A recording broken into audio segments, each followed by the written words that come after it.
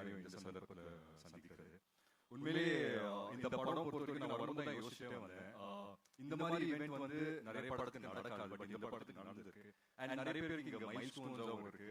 SK பிரதரோட 25th film, GV பிரதரோட 100th film, and Ravi மோகன் சார் வந்து வில்லனா நடிக்கிறாரு. அதுவே எனக்கு வந்து பயங்கர எக்ஸைட்டிங்காக இருந்தது.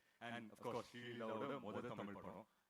So அந்த விதத்தில் பார்க்கும்போது I think there is a lot in this film for us as actors and crew and cast and technicians to take away from this film.